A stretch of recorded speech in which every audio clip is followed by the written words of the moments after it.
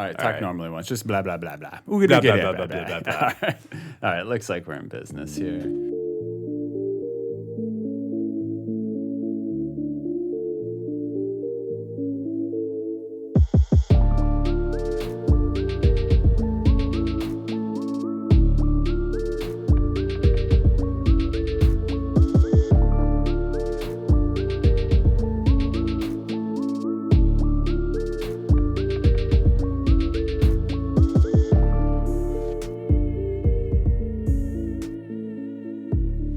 Wesley, I'm feeling spicy today. Yeah, me too. Yeah. You know, You it's know- a good day. You know what really gets my blood flowing? What? Double barrel bluffs. And Well, then even that- further triple barrel barrel bluffs. bluffs, man. Unloading the clip, emptying the clip. You know what I'm saying? I know what you're saying. It's going to be a fun topic today. Yeah, so that's what we're going to discuss today. We're going to discuss when it's a good time to double, and then if you're at the river and you want to win the pot, when it's the right time to click that button as well. I think we'll start off doing some like basic concepts on when to double and triple, and then we'll move into a bunch of hand histories, showcasing those. Yeah, absolutely. Quick question, though. Tell me about that coffee mug you got today. I mean, it just speaks facts. Yeah. Do you want to read it to everybody? Yeah, so what it says is, woke up sexy as hell again. I'm wondering, like, does that make you feel a little better about yourself when you look at that? You or- know, strangely, it does. Okay. Well, I just had to know. I mean, hey, my mug can lie to me. It's all good. Doesn't bug me none. Well, that's less fun then. Yeah, but as per usual, I have my lovely cup of coffee here, so I'm ready to go. Yeah, me too. All right, so let's kind of get into it here. I think there are a bunch of ideas that kind of exist around making a good double or triple barrel bluff. What are some good things to keep in mind when pulling the trigger?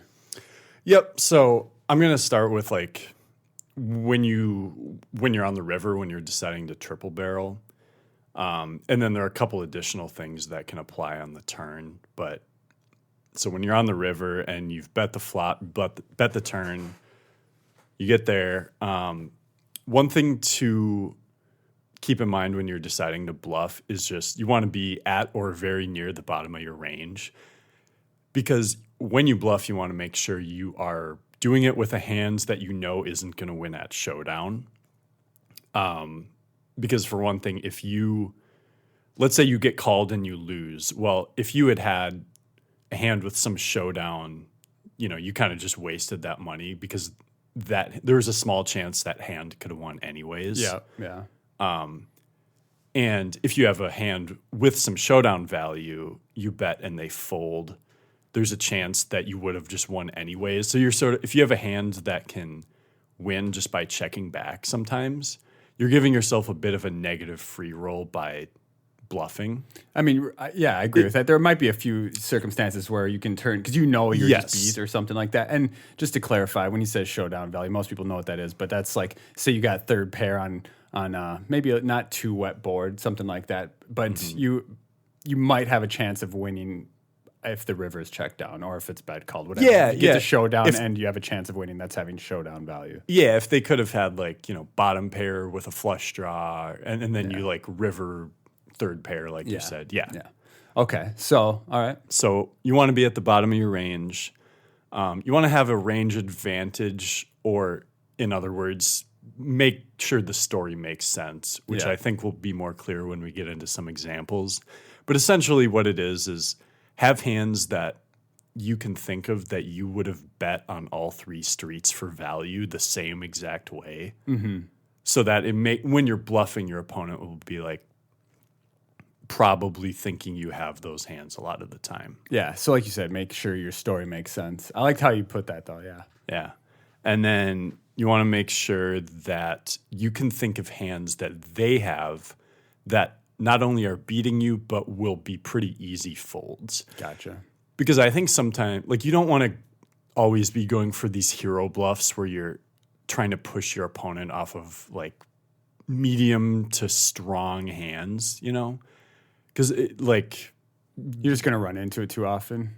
yeah, or you just want to think of, like, you want to make it profitable to do where you're not, where there are just plenty of hands that they can fold without even thinking too hard about it. Like if they flop bottom pair, turn a flush draw, and then let's say the river, all the draws miss. Mm-hmm.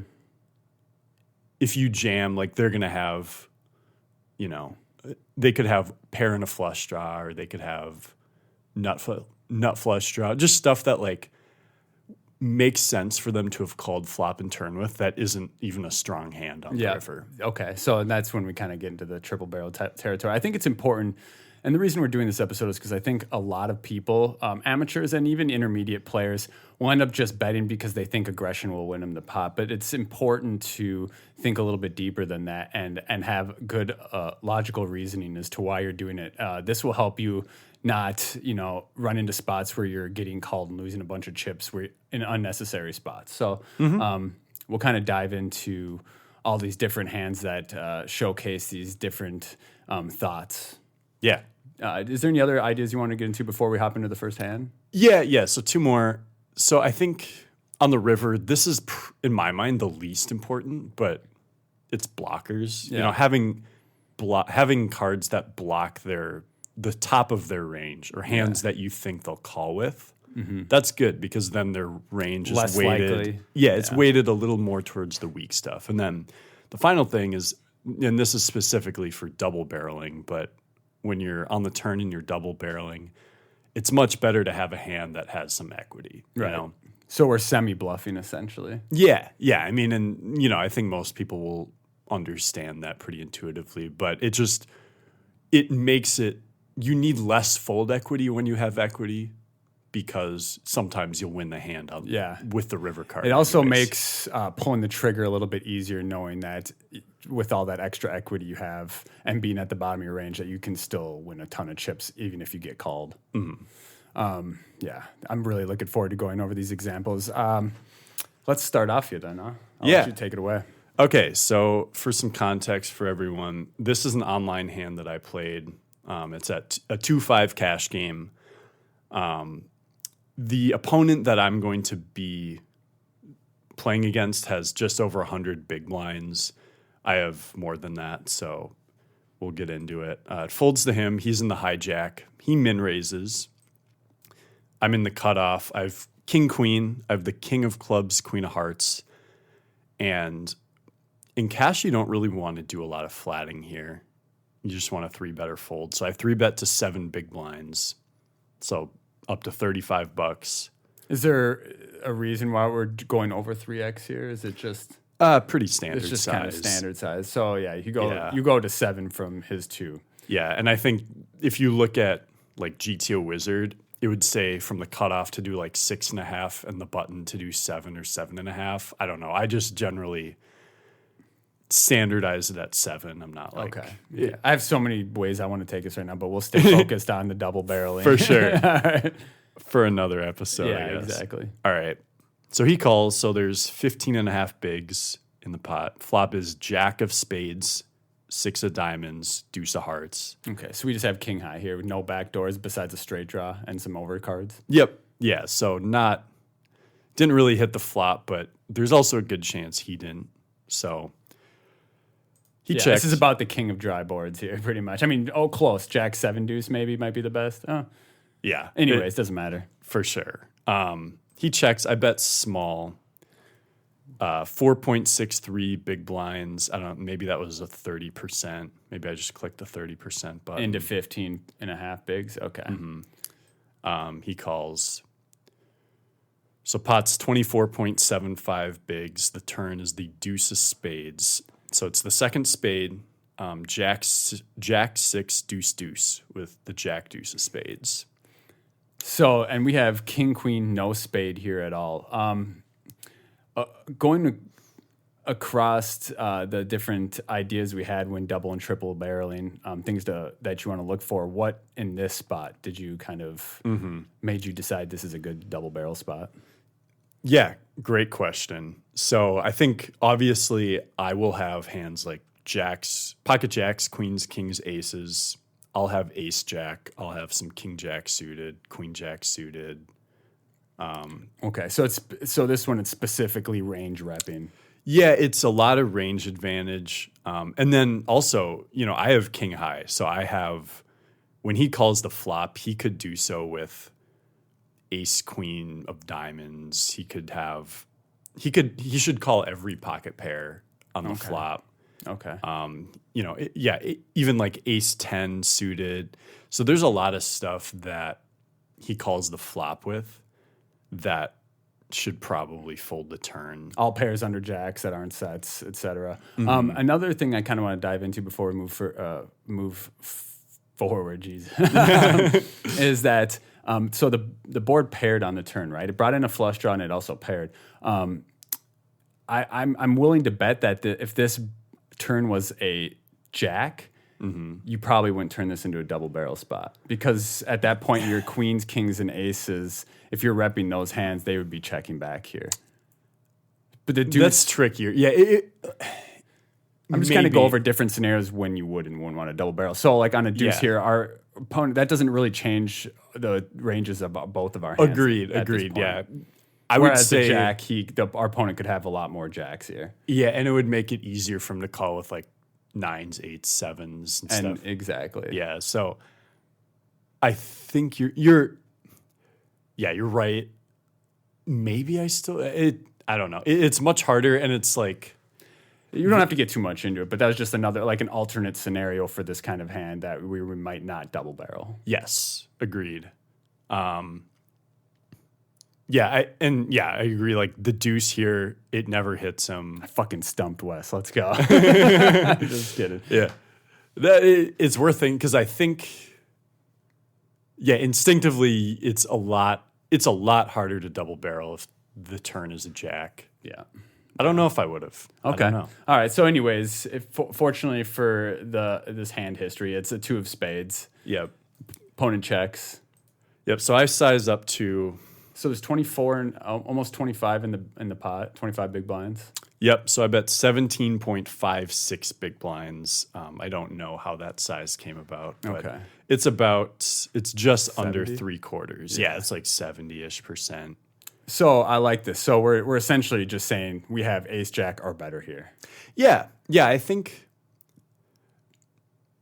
Yeah, probably better than ace jack, even, because I guess you are 3-betting ace jack here, especially offsuit. I am, yeah. So I'm kind of saying, clearly all the overpairs are in my range, and he will never have an overpair here. So this makes, unless he has exactly pocket sixes, this makes every hand of his kind of uncomfortable. Yeah. Yep.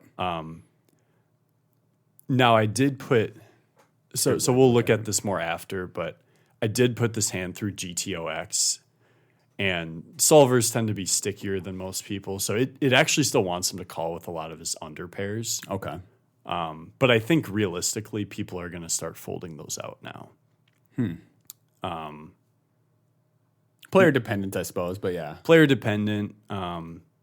Maybe if he has a spade, he folds because he blocks flush draws. Yeah. I don't know. My bet here is designed to start folding out some of those things, though, as well as like the ace high floats from the flop. Yeah, I guess the ace high floats that will continue the turn are the ones that are with spades. Yes, yeah. So, and all the other ones might then just fold. So, okay. Yeah, and that's a good point too. So it's like 2/3 of them essentially, like the diamonds and hearts will fold, and then the spades will call. Okay. So he calls.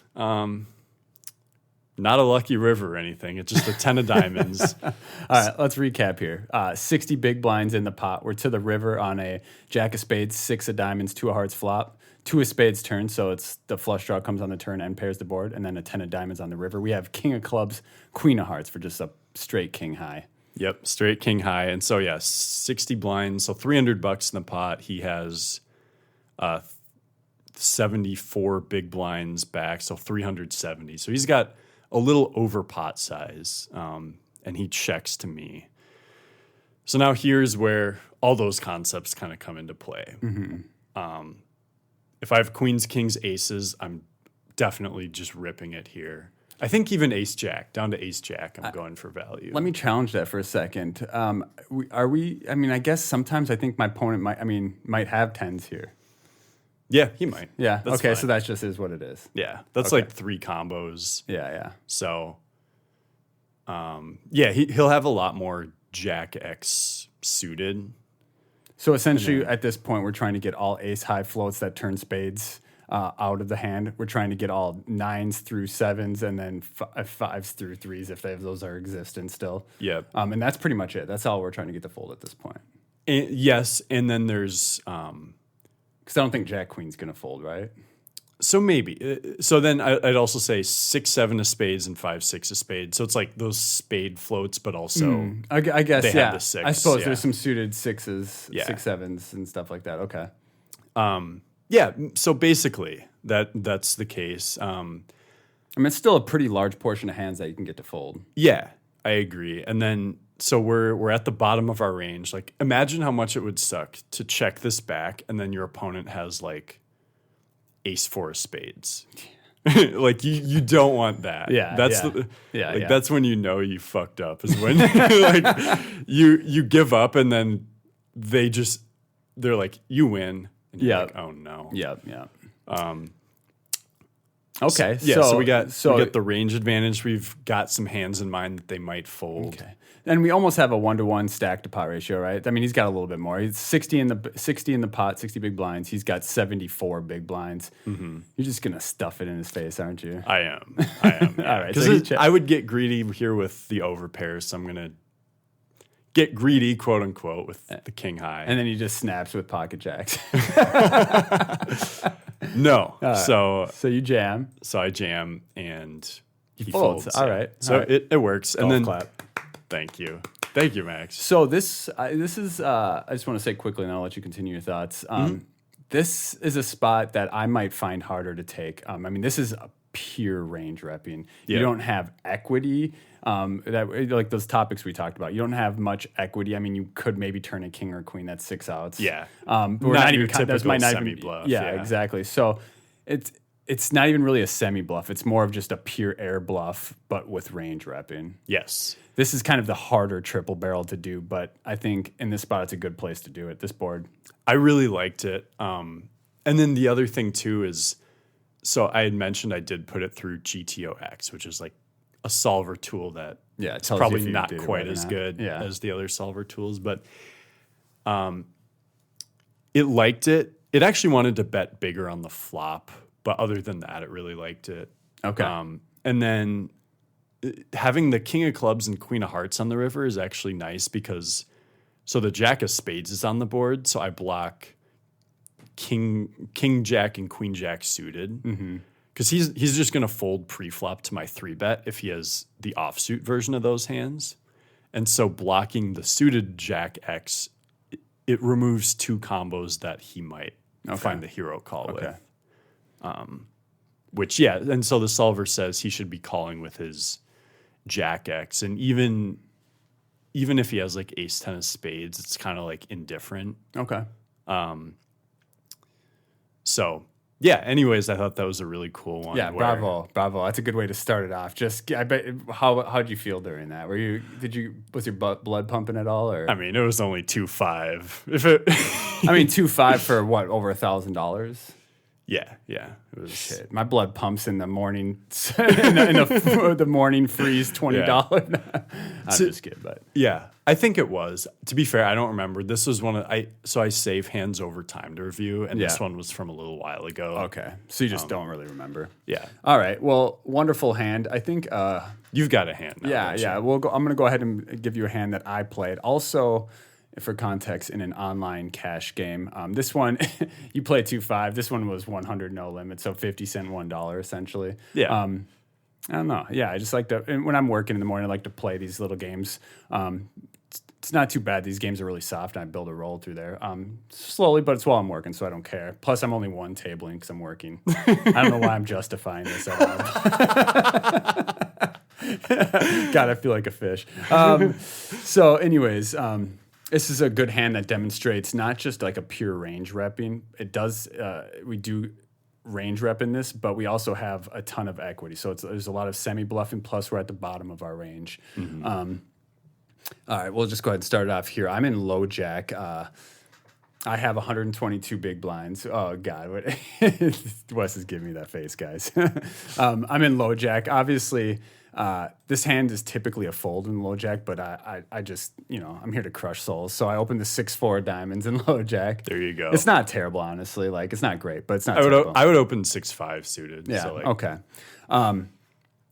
Folds to the big blind, who has, I believe he has like 95 bigs. I have over 130, so it doesn't really matter. I'm going to tell you right now. So he started with 94 bigs. I have 134 bigs. I opened 6-4 diamonds in low jack. He defends, so I min clicked it. Flop comes ace of hearts, 3 of hearts, 5 of diamonds. So I have the straight draw with the backdoor flush draw. Plus, I can also range rep by saying that I have the ace opening from the low jack. Yeah, that makes sense. Big blind checks. What size are we going here, Wes, typically? Oh, good question. Remember, we have 6 high at the moment. Yeah. But that doesn't really matter. So I think on this board, if you're going to bet, like it's fine to do a little checking. With this hand, I would bet for sure. My instinct is not to go with like the quarter size. Like this board isn't that dry, so I like a slightly bigger size, and then maybe bet a little less, like not bet your whole range, but okay. I went with half pot. I think it was 2.25. Let's see. Yeah, 2.25. So I bet 2.25 into 4.5. We go half pot. Big blind calls. Turn card is a very beautiful card. It's the king of diamonds. So it's ace, 3, 5, king, 2 hearts, 2 diamonds. So now I have the open-ended straight draw with the 6 high flush draw. Plus, I also have range advantage opening low jack. So what I mean by that is I would think that if the big blind had hands like ace king, like top 2 pair, he would have 3-bet pre-flop. So we're going to be removing those kind of hands from his range. Even ace queen, he might even 3-bet. Yeah, maybe not always. Maybe not. Yeah, but I'm saying he should never have top 2 pair here. Agreed. 100% agreed. And he could have top and bottom or top. So ace 3, ace 5. So those are some hands. Yep. And he'll never have pocket aces or pocket kings. Yeah, and I have all of the pocket aces. I have all the pocket kings. I have all of the ace king. I have all the ace 3 suited and all the ace 5 suited. So I have the range advantage here. Being that I'm at the bottom of my range, literally, I have 6 high at the moment, but I have incredible equity against even 2 pairs here. I think this is a great spot to go for a double. In this hand specifically, I don't love the sizing I went with. In hindsight, I wish I went a little bit bigger, but I think I went half pot. Let's see. So there's 9 in the pot. Okay, so I went 3/4. I went 6.75 bigs into 9. Mm-hmm. Yeah, I mean, I think you could even overbet this here. I was just gonna say I do like the over. I agree it's a mandatory bet spot though. Like literally everything we talked about, equity, range advantage. Bottom of your range. They're obviously if he has 7-5 of spades, he's gonna there's a lot of 1 pair hands that he's just gonna get rid of now. Yep. Even 6-7, if he had a gutter, like you're losing to that, I'm losing to everything. So it's good to get that to fold. So yeah, there's a lot of hands. His range is super wide from the big blind still. I'm thinking that I think one of the reasons I should have sized up the turn instead of 3/4 is because I'm going to get a few more hands to fold for that reason. But secondly, I think that if I end up getting called, the implied value of getting a ton if I hit is going to be even bigger. Plus, I'm in position, so I can just check back if I decide if it's a river that I don't want to bluff at. Mm-hmm. And actually, so that's a good tangent to go on because he folded. So he ends up fold. This is a double barrel hand. We end up betting 3/4 pot, and he folds. And I was, I'm just happy with that result with 6 high, obviously. So yeah, and actually, so I did throw it in GTOX, and I don't know why, but for some reason with 6-4 of hearts, it really wants you to overbet the turn. But with 6-4 of diamonds, it says you can either overbet or use this size or check a little. Man, I don't know if I like checking. I don't at all. Yeah. I would never check it. Yeah. But yeah, so I guess with this exact combo, your play was just as good as I'm so confused as to why I would want you to overbet 6-4 hearts as to 6-4 diamonds here. because it's literally the same exact thing according to this board. Something about your opponent's hands that will Yeah, be there. there's something It's deeper not- that I'm Yeah, overlooking. let me put it this way. Or The it's just EV of it stupid. isn't that different. It's just like, Yeah. anyway. So, Okay. so what I was going to say, though, is let's say you were called here. Obviously, if you river a flush or a straight, you're betting. But Yeah. what rivers, and I have an idea that I'm thinking of, like which rivers are good to bluff. And Yeah. when What you rivers give up. would I bluff that don't complete my hand? Is that kind of the question? Yeah. What rivers would you bluff? Probably most face cards that aren't a diamond or a heart. Yeah. I think that's the biggest thing is like, well, obviously a diamond, then it's not a bluff, right? But then if a heart comes. Oh yeah, a heart. I meant. Yeah. If a heart comes, that might be time to give up. But yeah, if it's a, spade or a club. Yeah, a higher spade or club is kind of just because I think I'll have more two pairs than my opponent. I'll get them also can get them to fold more like 5-6 suited, 3-4s, etc. You know what I mean? Like hands like that. Yeah, and I don't even know if it needs to be a super like a high one. It's just like if the 8 of spades rolls off, because now your opponent could have like 5x of hearts, king x of hearts. You know. Yeah. So it's More than that, I guess that's just to simplify it. Yeah. But yeah, hearts, I'm probably shutting down on. That's kind of where I was going. Yeah, I think hearts would be good to shut down on. Obviously, diamonds, now we're value betting. Yeah, any deuce, any 7, I'm value betting. But yeah, I guess like any like 8 through queen that's a non-heart, I'm probably going to turn into a triple barrel here. Yeah. Cool. Awesome. That was a good. So completely polar hands there between Wes's and mine. Mine was a lot easier to pull the trigger on the double barrel because. Again, I have so much equity. It's a little less scary when you have equity. You know what I mean? Because I have a feeling like if you get called, we all win. know you're capable of the triple, though. I know if the 9 of spades rolls off, you would have gone for it. Yeah, I do think that. Anyways, so that was a good completion of that hand. I think now we're going to bounce back to another hand Wes has where he's going to kind of go over. Which one was this? Okay, so this one's going to be kind of similar to mine. Yeah, it's another double barrel spot with equity. But you just stuff at his face on the turn. Well, it makes a lot more sense. Not spoil alert, but yeah.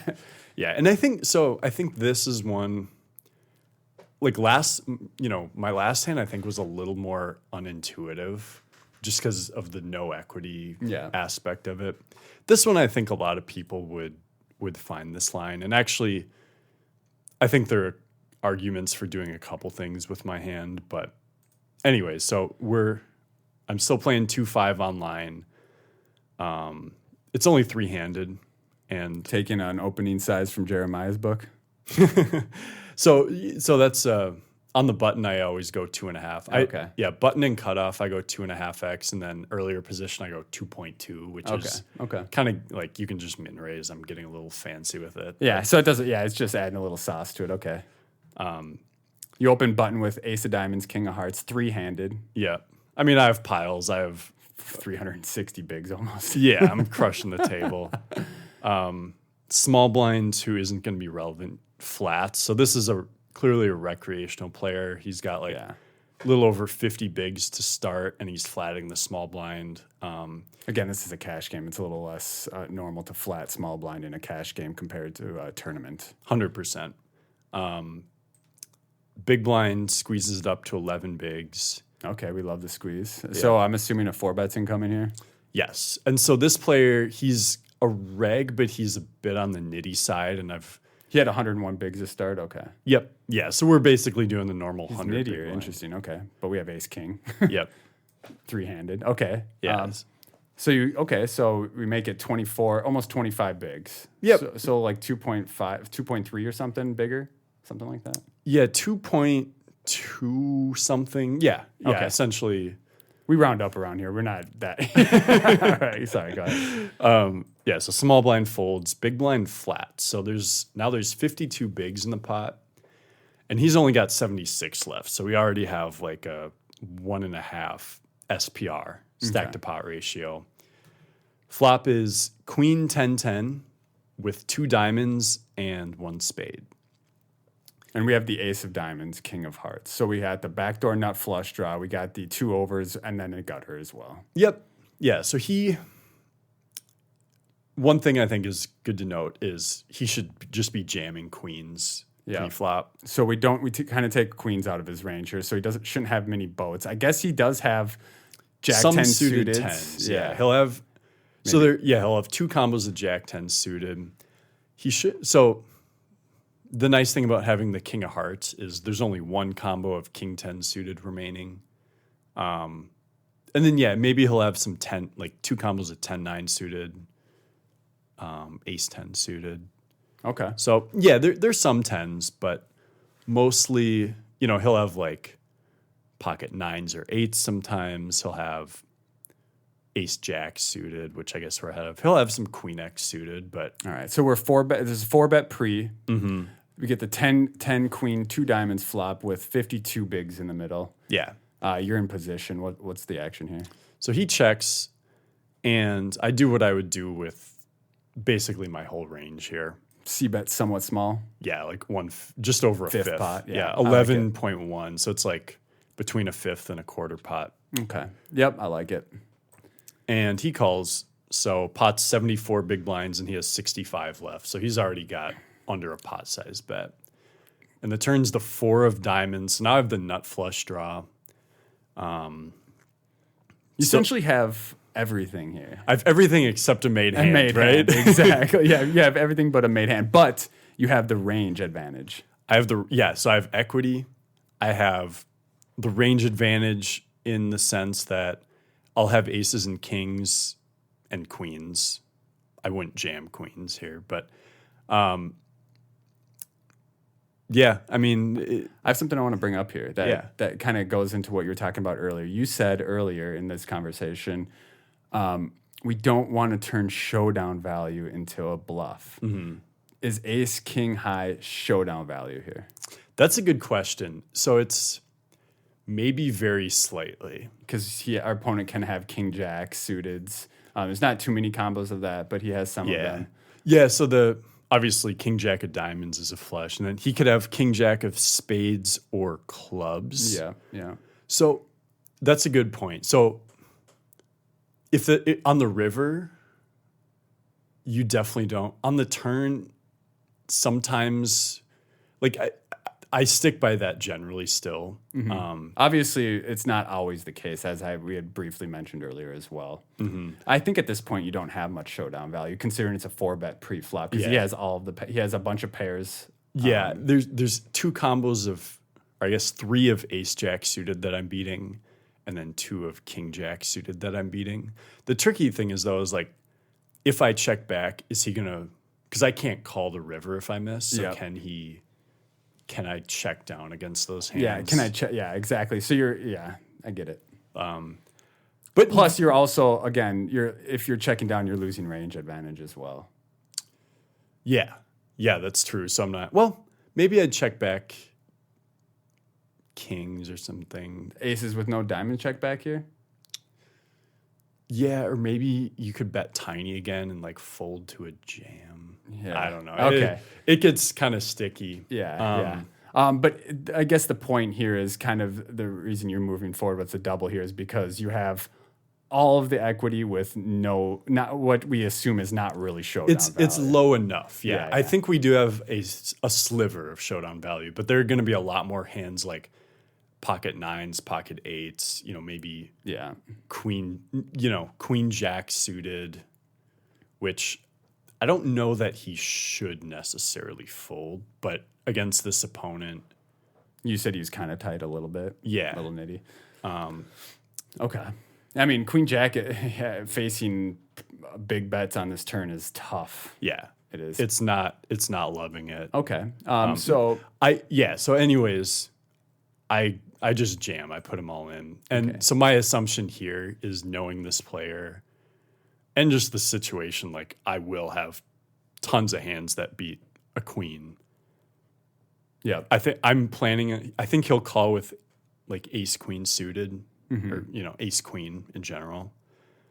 But I also think he may have just jammed that on the flop. And I get to fold out some equity sometimes, or a better hand, I should say. Yeah.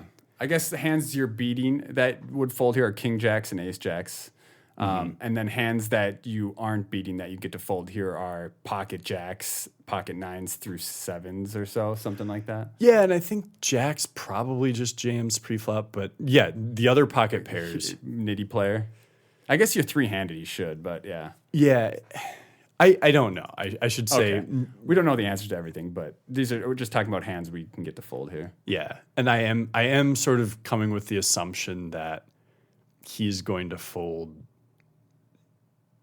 like queen jack suited, maybe king queen. If we're thinking he's folding king up to king queen here, then it's a slam dunk. Yeah.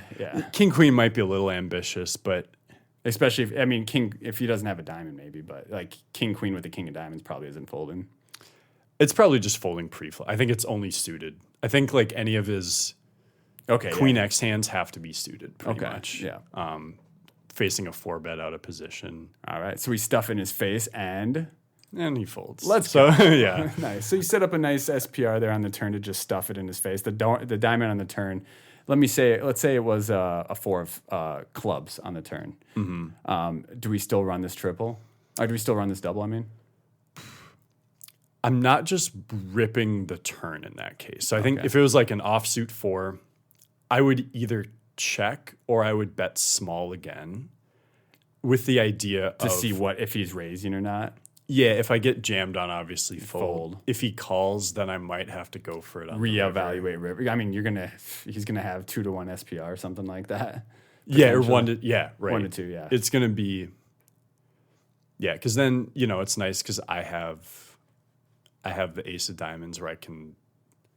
He can't be. If the diamond comes in on the river, he can't have the nuts. All right. So this hand showcases no showdown value, essentially, assuming close, a sliver of showdown value. We'll say you're at the kind of no showdown value. We'll kind of say, but you have a ton of equity and you have range advantage. Mm-hmm. Yeah, you have all the queens, all the kings, all the aces with a diamond. You have all the ace kings suited, all the ace king diamonds. Yeah. I mean, I have the overpairs, which he doesn't. I mean, maybe he'll trap pocket aces once in a while, but nice hand. Thank you. Let's do something a little different this time. Okay, yeah. So you tell him. Tell the people. So I was having fun when I was looking at hands to dissect for this podcast. I went to the drawing board a little bit. I had a bunch of hands, but I ended up, for just out of like pure humor, talking to ChatGPT and asking it to give me a good example of a triple barrel bluff in a no limit Texas Hold'em tournament. And it provided. There we go. It was really good. I'm really looking forward to going over this hand with you. We'll run it through the GTOX and all that stuff to see if not only we thought it played good, but the solvers think they played it well. So we'll just go ahead and get started here. Hero is us. We start with 38, just over 38 big blinds in the cutoff. We're a tight, aggressive player known for playing premium hands. This is what ChatGPT... This is awesome that it gave you a profile, ChatGPT gave us profiles for all the players involved. So we're tight, aggressive, known for playing premium hands. The big blind has 37 and a half big blinds. So just like there's less than a big blind difference between our stacks. And they are a skilled player, generally tight, but capable of making big laydowns. All right. I love that. I didn't see that before. That's awesome. Super cool. So blinds are 200, 400 with a 50 ante. Being that it's not big blind ante, we'll just assume this is an online tournament. Yeah. So we raised min click it to 2 big blinds with king, queen of diamonds in the cutoff. The big blind calls. So we got 6 1/4 big blinds in the pot. Flop comes jack of diamonds, 8 of spades, 2 of hearts. Big blind checks. What are we betting here, Wes? So I guess you could go like 2/3 or 1/3 kind of. Yeah. I see a lot of amateurs with premium hands sizing up these spots for some reason. Yeah, it seems fine. Like if you're trying to get, because effective stack, there's still about 35 bigs behind. So if you're trying to get it all in, like sizing up and just going with like 2/3. I like it, especially if you have like an overpay here, like you know what I mean. So the computer ChatGPT decides to go 5 big blinds into 6 1/4. Yeah, or 4, right? Oh yeah. 4 big blinds. Sorry, 4 big blinds into 6 1/4 because we made some tinkering to the hand ahead of time. So big blind ends up calling. So it's jack of diamonds, 8 of spades, 2 of hearts. We have the king, queen of diamonds. Essentially, we have king high here with a straight backdoor and 2 overs. Yep. Not too much working. It's kind of very similar to your first hand in that aspect. Yeah, same holding. Yeah, jack yeah. high. Yeah, not a lot of much going on. The turn is the 4 clubs. The pot is 17 big blinds, I believe, 16, 17 big blinds. So the board is jack of diamonds, 8 of spades, 2 of hearts, 4 of clubs. Just a pretty dry board. Yeah. Pot is actually, so just to give context, originally the hand that ChatGPT threw out, the small blind was in 2. Yeah. And then so Max and I removed the small blind just so we could put it through the solver. Yes. So yeah, we made a few modifications. So if anything's slightly off, that's why. I don't know if I'm finding a double barrel on this turn here. Yeah, because it's a full rainbow. It's a full rainbow. So a big blind checks in this spot, and then it says triple barrel bluff. Hero decides to continue the aggressive line, recognizing that the board texture hasn't significantly changed. Hero goes all in for 20 big blinds. So that's the river, right? Yeah. Oh, yeah. Wait. So did I skip? Did I just remove the turn action? No, it's right there. Oh, yeah. So the big blind, the big blind checks. We bet 11 1/4 into 17 big blinds on the 4 clubs turn. Mm-hmm. I got ahead of myself there. Sorry if this is confusing, guys. Big blind ends up calling. What is going on here, Wes? Yeah, I mean, it's an interesting card because it's a good card in the sense that, you know, if we have an overpair, it's essentially a dry card. We're just trying to go for our value wants to keep betting. Exactly. So in that sense, it's good where, yeah, we have a ton of value that makes plenty of sense. Okay. So we're just pretty much range repping in this spot. Yeah. The downside of it obviously is like it doesn't improve. Like if your opponent had a good hand on the flop, this card doesn't change anything in your favor. That should scare them. Yeah. Yeah. Exactly. So just pure range repping. So villain checks on the turn. We bet 11 1/4. The river has now got almost 40 bigs, got 39 bigs into it. And it's the 9 of hearts. So it's jack of diamonds, 8 of spades, 2 of hearts, 4 of clubs, 9 of hearts. The nuts here is queen 10. Mm-hmm. We do block the nuts with king queen. We do, partially. But yeah, the opponent's not going to have it. You don't think? Oh yeah, check call turn with check queen calling 9. Turn with queen 10 here is probably not going to happen, right? Yeah. So. Yeah. So we kind of can remove the nuts from his range here, and then it says that the villain checks the river. Being that the board hasn't significantly changed, hero goes all in for 20 big blinds into 40 big blinds? Yeah, just under 40 big. So we go, essentially it's, the villain's getting a pretty good price here. 3 to 1, 4 to 1 to call? 3 to 1. 3 to 1 to call. Villain thinks for a moment and then reluctantly folds, not having connected strongly with the board. So that's weird that ChatGPT says the villain hasn't connected strongly, but yet they called the flop and turn. The big bet on flop and turn, yeah. Yeah.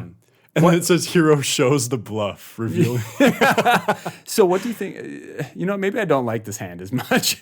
I guess, our opponent should never have the nuts by the time we get to the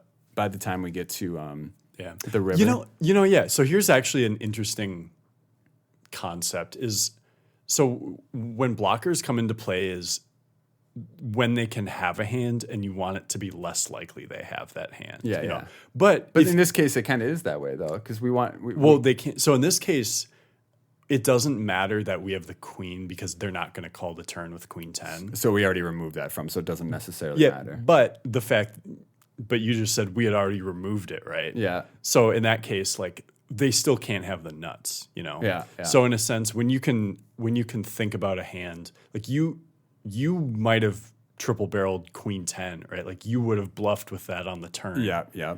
So it's good to, if you can remove a hand from your opponent's range, like if you can remove the nuts from their range, And even keep without having and a keep blocker, it in our range. yeah, Yeah, that's a good point. Okay. that kind of removes the need for blockers because like Yeah, so we might turn queen. So if we open queen 10 here, we might turn it into a double or triple barrel bluff. So we have the draw to the nuts from the flop. Yeah. it's deuced 8 jack. So any 9 will give us the nuts straight. We have no showdown value. So with queen 10s, we would potentially double barrel, and then if we smash it on the river, which is the 9, we obviously are going to triple barrel it. So we can have all the queen 10s. We remove the queen 10s from our opponents on the turn because we don't think they're going to call that 11 and a quarter big blind bet on the turn. yeah. What does our opponent have here? I mean, Maybe jack there's like X's, 8 X's. Yeah, like a weak jack. Weak jacks are 8 X's, or maybe even 9, 10. That's another good one too, where he's like calling because he has the nut draw, the nut straight draw, and then he rivers a pair. He rivers second pair, but to an all-in call, that kind of shrivels. You know what I mean? And it's decent to have king and queen because we make it. You know, we do block king jack and queen jack, right? Okay. Yeah. So we block his stronger jacks. Yeah. And Okay, so after a little bit of talking about it, I guess it's not so bad of a hand. It's yeah, and so I threw it through the solver, and so the consensus is flop makes sense. The river jam makes a lot of sense, I think. And then the turn, you can go with check or bet. Like having king, queen of diamonds specifically. yeah. And well, I think for most of the king, queen, like the solver, it wants to do certain things with certain suits. But essentially, yeah, like king, queen is a reasonable turn bluff. But on the river, I think the river is the point where it's like mandatory. Because we deduce so much information by knowing what they would have called and wouldn't have called on the turn with. We can take a lot of premiums out of their range. I think if they had any sets or 2 pairs, we would have heard about it on the turn as well. Yeah, and like, or just pre-flop, right? Or, yeah. Like not or pre- deuces, but Yeah. I love that, and you had already said this, but the hero windmills the bluff at the end. Yeah, you just ChatGPT made sure to add in that we revealed the bluff. I love that. ChatGPT's got a little sauce to A little its game. swagger. Yeah. I love that. We just want to try something new there. We asked ChatGPT. ChatGPT can, hang a little bit, I guess. Yeah. I like that, throwing the triple barrel in there. He's played in some home games. It's pretty sick, though, too. I want to mention, when I was asking it to write this hand for me, it initially gave it to me in chip sizing. So, like 30,000, 45,000, like that was their chip stack sizes. Yeah. I asked for it just simply. I was like, convert to big blind format, please. And boom, it gave me everything in the exact same way, but in big blind format, just cleanly. That's awesome. I love that. Yeah, it's crazy. I think we got one more here, right? Yeah. I've got one more decent one. Cool. Let's we'll go over that hand, and then we'll kind of recap the different things that make a double barrel and a triple barrel good. Yeah, sweet. So this is 510 no limit online. I've got exactly 100 bigs, so 1K. I open in the hijack to 2.2 bigs, so $22 with ace of hearts, queen of diamonds. The cutoff, 3 bets to 6.8, and it folds back to me. And so ace queen off in a cash game like this actually does a lot better as either a 4-bet or fold most of the time. Suited's probably calling a lot more. Suited plays better and is just a stronger hand. So it's strong enough to call, and also like weak enough where when you 4-bet, you're not going to want to call off the 5-bet. Yeah. So we're going to either be calling or raising with ace queen suited and not folding, whereas to ace queen off, we could fold or 4-bet. Yeah. Okay, got it. So let's go back real quick. What's the sizings on that? So he 3-bet me to 6.8. 2.2 to 6.8, and then your 4-bets to 20.9, so almost 21 bigs. Yeah, so it's basically 3x. Yeah, usually I would do like 2.7. Yeah, usually go smaller here. 2.7 or 2.75. Any specific reason for changing it here? So 2 things, like his 3-bet is slightly on the small side. It is, yeah, I was thinking that as well. The other thing too is a lot of times with my sizings, I'll make them very close to the same, but I won't have the exact same number just because I think opponents can overthink it sometimes. Okay. Yeah, I mean, they can. Yeah. Period. Like changing when you have 100 big blinds, changing your pre-flop 4-bet size by a couple tenths of a big blind isn't isn't significant. Okay, so we size up the 4 out of position. Ace of hearts, queen of diamonds. Flop comes jack of clubs, 3 of spades, 3 of hearts.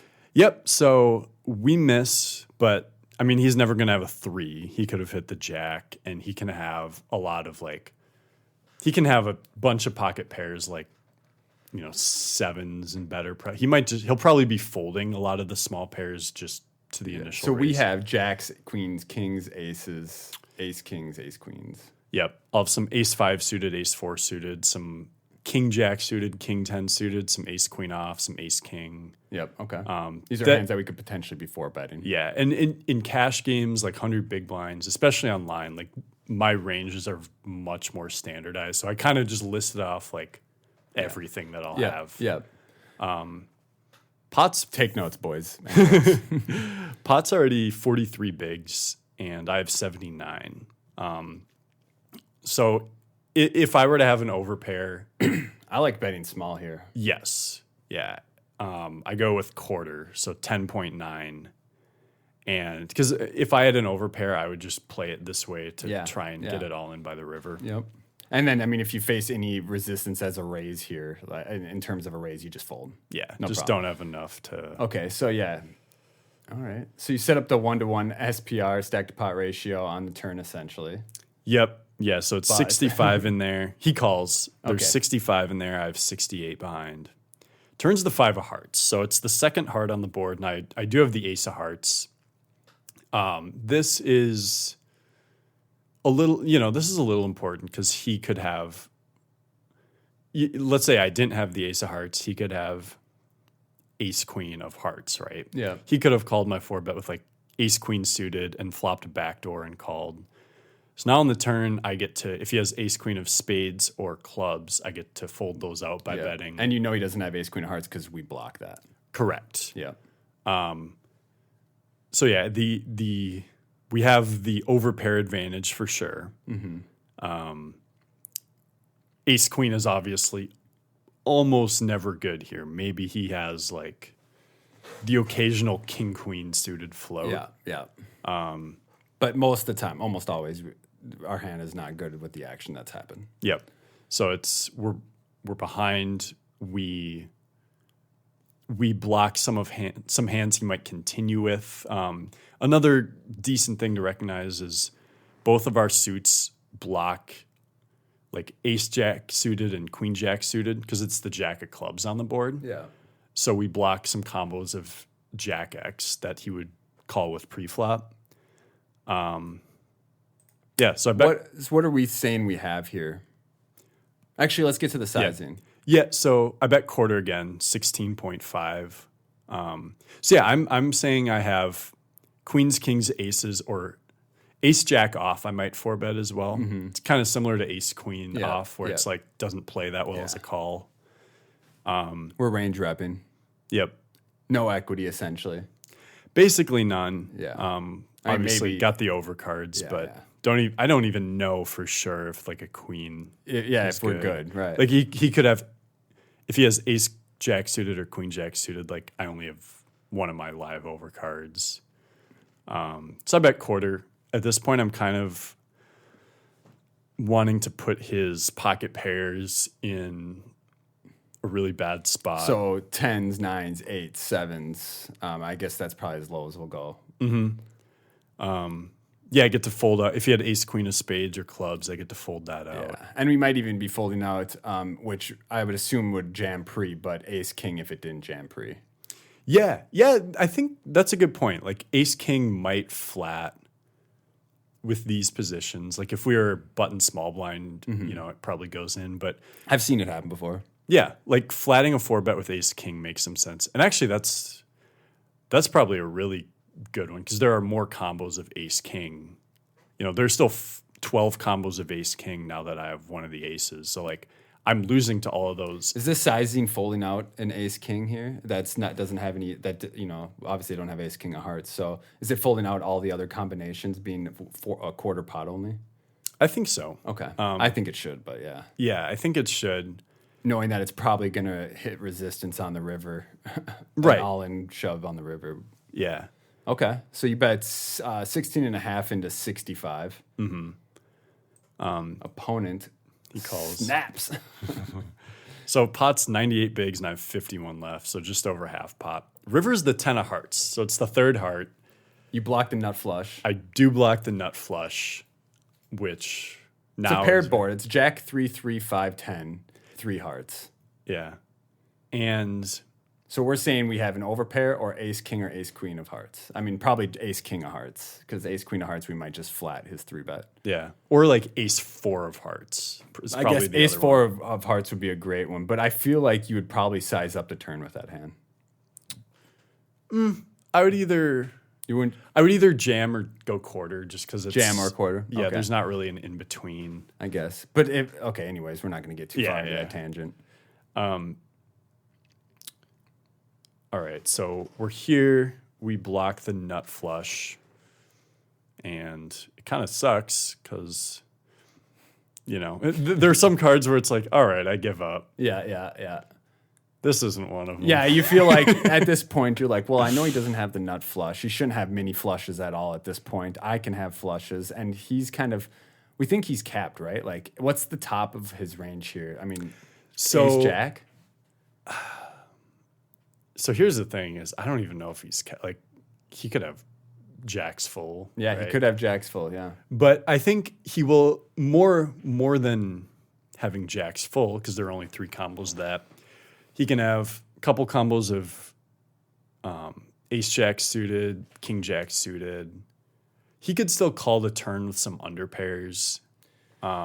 But those are what we're targeting by this river bet now. So Yeah, our he range, can also have- our range of what we're trying to get to fold changes on this river. Yeah. So we're trying to get those to fold out, and then we're trying to, I mean, if he has pocket jacks or 10s, or if he has king jack of hearts, queen jack of hearts, king queen of hearts, we're Yeah. just obviously getting stacked here. Yeah. Because if I didn't say it, I jam.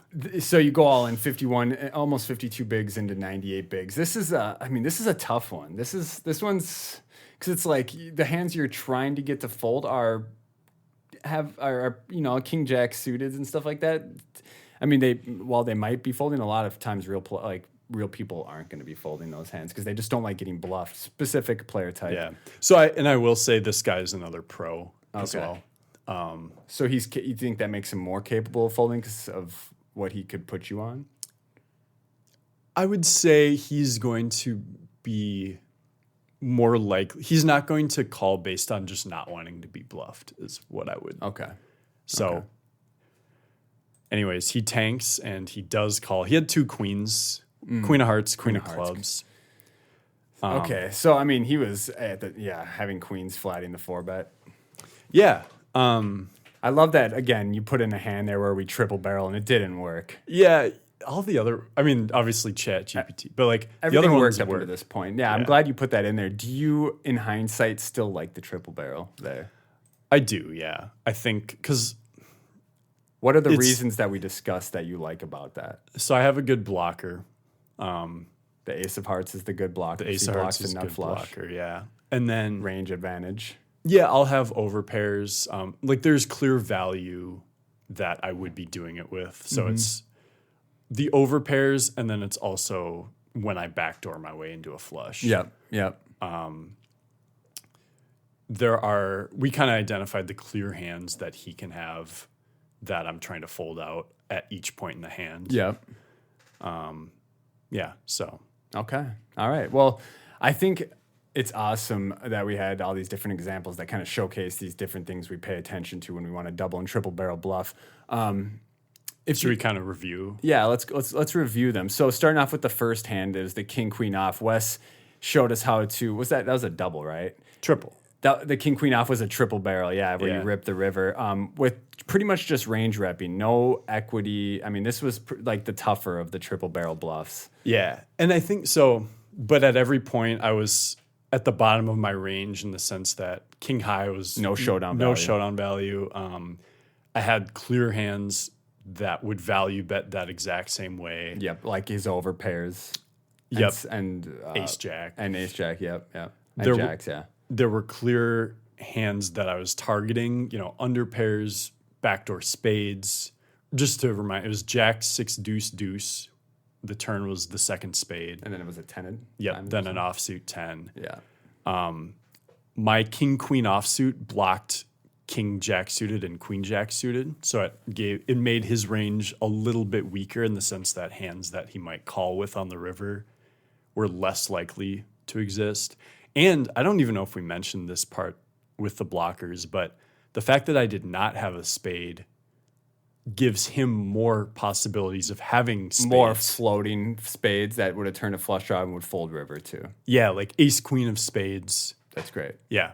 So Okay. having good blockers, but then also unblocking hands that you would like to fold is important. And then moving on to the next hand, which is kind of polar to that hand, the opposite.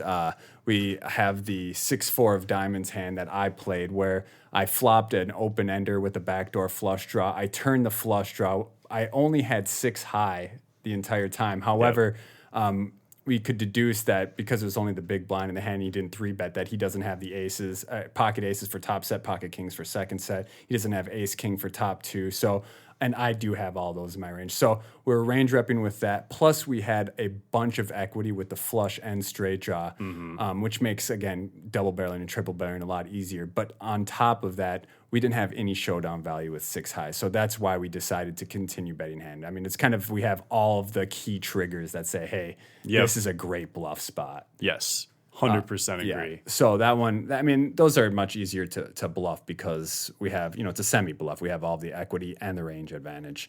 The third hand, Wes, was yours. Yep, so that was the ace-king offsuit where I 4-bet pre-flop, button against big blind. He called with the queen-queen-10, 2 diamonds. I did have the ace of diamonds. Bet small flop, standard c-bet. Turn was 4 diamonds, so it was a third diamond. I decided to jam. The ace of diamonds, yeah. Yeah, so I jammed for at about a little under pot. Yeah. I don't even know if that was the best. It might have been better to bet small again. But I think You're just going to win it so frequently by jamming there. Yeah. When I think I can get, there are better hands that will fold. Maybe a queen folds, maybe it doesn't, but he can still have pocket 9s, pocket 8s. He'll have some, and whether he calls or folds with a queen, I have a ton of equity against that. And even I did have another blocker. The king of hearts was even a sneaky blocker in the sense that it blocked one of the 2 possible king 10 suited. Yeah. And so these things, I mean, especially a lot of, players who play live, you don't really think about this stuff. It doesn't move the needle a ton, but these are all tiny little things that make a play either slightly better or slightly worse. Yeah. It can maybe help you make that decision. That hand is a lot more comparable to my 4-6 of diamonds than it was to his first hand with king queen off. He had equity, he had range advantage, and he had a sliver of showdown value. We'll say no showdown value. He had ace high, but considering the pre-flop action, we can kind of deduce that his hand probably is not the best at this point. Yes. So another good hand so you double barrel jam that one, right? Lovely. The third hand, or fourth hand now, is my hand with ChatGPT, where ChatGPT opens the king, queen, and diamonds and cut off. Big blind defends. We get the jack 8, 4, I believe it was something. Jack 8 deuce, then 4. Yeah, jack 8 deuce 4.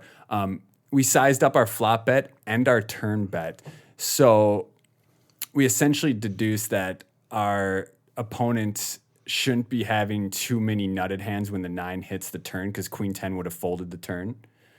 When the 9 hits the river. When 9 hits the river, not turn, yeah. So we should be, by the river, we know that they're not nutted with queen 10. However, queen 10 can be in our range because we have no showdown value. We might be double barreling queen 10 here as a bluff, but with a little bit of equity. However, we had king, queen of diamonds, so, we have no showdown value with that hand. And I think it's also good to note, we could have barreled queen 9, 10, 9 suited, that sort of stuff. Yeah. But if we river a pair, then if he has an 8, ahead. So we just check the river. So we just take the showdown there. So yeah, king queen is like now has basically no showdown value. And we remove the hands that our opponent could have. We take away the nuts from him. I mean, he could have 9-10, which would have flopped an open ender, called 2 streets with it, river second pair. Yep. And then I don't think he can call a river jam with that. So a lot of these readings make it for a good triple barrel bluff. Congrats to you, ChatGPT. Well done. Thanks for windmilling it in the opponent's face afterwards. And then the last hand was... Yeah, so the 4-bet with ace queen, jack 3-3, rainbow, then 5 of hearts, 10 of hearts, bringing in a backdoor flush. We have the ace of hearts. So we have a good blocker. We know ace queen's no good. There are hands at every point. You know, by the river, we're going to have folded out under pairs. Some of his jack X suited even on the river. And then... on the flop and turn, there's like the ace king and the other ace queen that we're going to fold out. Yeah. So they're clear hands that are better or chopping with us that we're trying to fold out. This one's a little spicy. It is. And you got to do it a little bit, though, too. And you're not going to always win your double and triple barrels. Like sometimes you get stacked. Yeah, sometimes you get stacked. But I love that you win for it here, blocking the nut flush on the river. And having range advantage. Mm-hmm. And it's just important, too, to like to have bluffs, you know, especially online when you'll get a little more action after that now. Well, yeah, like, you know, a lot of these players I play with a ton. Yeah. And so if I'm not showing up with bluffs in these big spots ever, you're not going to be getting called when you have value. Yeah. So cool. Dude, this was super fun to go over. Double and triple barrel bluffs are, I think, what a lot of people need to work on a little bit. They need to know when the proper time is to run these things and why they're doing it. I hope that this information was helpful for you guys. There's a lot of fun talking about it because it's important to refresh this stuff too, like to be in the mindset of maybe I should double barrel here when in reality you don't even think about that and you just fold, right? Like, or you just check down and you're like, I give up. So these are good spots to do that. I think... especially in live poker, but I think it applies everywhere. Like it tends to be easy to c-bet. In fact, I would say maybe if anything, people over c-bet. Yeah. Oh, absolutely. But they don't over double barrel and triple. And especially like people give up. Especially live, like you mentioned too, because of what we'd mentioned in previous episodes, like having drive home equity, and things like that. Yeah. No, you're totally right about that. Cool, man. Wes, let's talk about just the quick, future at a glance here. I think this weekend we have the $500 multi-day at Canterbury. Mm-hmm. I missed the Thanksgiving turkey tourney at Running Aces last week, and my niece got married, so I was out of town for that. Congrats. You were out of town. I was out of town with some friends in Arizona. Yeah, so we gave you guys a chance this week. I'm just kidding. Congrats to my good friend Dave Gagne for getting second place in that as well. Yeah, congrats, Dave, and congrats on Eric for taking it. Yeah, Eric Ilkema. I can never pronounce it right. I've been battling with that dude for over 10 years. Some of my best or like oldest experiences in the tournament game are playing with him. Another OG. He's just been around and he continues to win. So congrats to you, Eric, on that. We got the 500 at Canterbury this weekend. Looking forward to the 500 Canterbury this weekend. I think we have a little fun surprise for you guys, right, Wes? Yeah, well, we were beefing a little bit. Okay, keep going. So we decided, we're actually both only going to be able to play the Thursday flight. That's right. That's right, yeah. So if you're listening to this on the day it comes out, that's the day. Yeah. So if you listen to this before you go play that tournament, you have a chance to score $50 from either one of us. Yeah. So what we're doing is each of our first bullet, if you listening to this, if you bust Max's first bullet, I'll give you a $50 bounty. Just come over to me and I'll give you $50 cash. And vice versa. If you bust Wes, I'll give you $50 just on first bullet though. Yeah. Do you remember what we talked about this like a week ago. I don't remember what the beef was, but here we are, and it feels good. I just can't wait to get hand someone $50 tomorrow. Yeah, worth it. Or you'll get a double. Like it's not a win-win, but yeah. No, the point is we want to see each other get busted out. Another great episode, Wes. Guys, we would love to get a 5-star rating from you if you enjoyed this podcast. Every single Thursday, you get a new podcast from us. We enjoy doing it, and we hope you enjoy listening to it. Wes, anything else you want to end on? No, I think that was a really good one. Yeah. I enjoyed talking about those hands. Keep sending us your podcast ideas. We've done a bunch of what people have requested so far, and we'll continue to do that. Until next time, friends, we'll see you.